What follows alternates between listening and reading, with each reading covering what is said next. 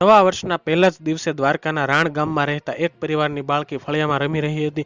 આ દરમિયાન અકસ્માતે બાળકી 100 ફૂટ ઊંડા બોરવેલમાં ખાબકી હોવાની ઘટના બની હતી.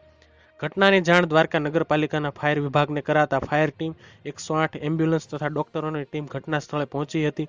જે પછી હોસ્પિટલના ડોક્ટરોએ બાળકીને મૃત જાહેર કરી છે. તમામ ટીમોની મદદથી બાળકીને બહાર કઢાઈ હતી. આ પછી બાળકીને એમ્બ્યુલન્સથી હોસ્પિટલ ખસેડાઈ હતી, જ્યાંથી ખંભાળિયાના હોસ્પિટલમાં ડોક્ટરોએ બાળકીને મૃત જાહેર કરી હતી. આ સાથે જ પરિવાર સહિતના લોકો ગમગીન બન્યા છે. આ પહેલા એનડીઆરએફ ટીમે યુદ્ધના ધોરણે દિલ ધડક રેસ્ક્યુ ઓપરેશન કરી બાળકીને બહાર કાઢી હતી. વડોદરાથી એનડીઆરએફની ટીમ ઘટના સ્થળે પહોંચી હતી, જે બાદ આખરે એનડીઆરએફની ટીમે રેસ્ક્યુ ઓપરેશન કરી બચાવી લીધી છે. હાલમાં બાળકીને એમ્બ્યુલન્સથી હોસ્પિટલ લઈ જવામાં આવી હતી. જે બાળકીનું નામ એન્જલ શાખરા છે, જે સારવાર દરમિયાન જિંદગી સામેનો જંગ હારી ગઈ હતી. તો હાલ માટે આટલું જ રાખીએ છીએ.